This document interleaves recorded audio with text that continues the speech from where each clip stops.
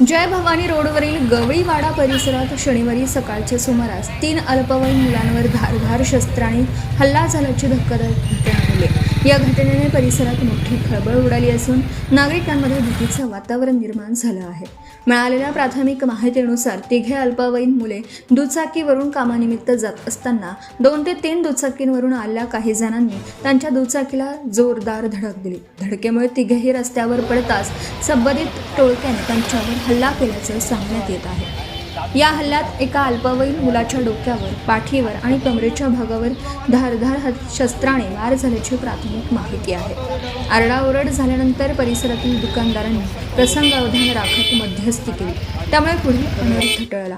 मात्र तोपर्यंत हल्लेखोर घटनास्थळावरून पसार झाले। विशेष म्हणजे हल्लेखोरांपैकी एका दुचाकीचा घटनास्थळीच त्याग करण्यात आल्याची माहिती आहे।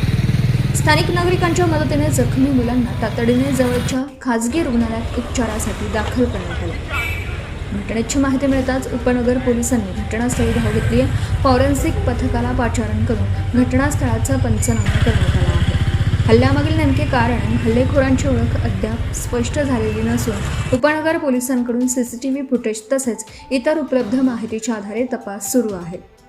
दरम्यान उपनगर पोलीस ठाण्याच्या हद्दीत हल्ले, वाहनांची तोडफोड आणि दहशत निर्माण करण्याच्या घटनांमुळे नागरिकांच्या सुरक्षिततेचा प्रश्न पुन्हा ऐरणीवर आला आहे। नव्याने पदभार स्वीकारलेल्या वरिष्ठ पोलीस निरीक्षक पिसे यांच्यासमोर परिसरातील वाढत्या गुन्हेगारीला आळा घालण्याचं मोठं आव्हान असल्याची चर्चा नागरिकांमध्ये आहे।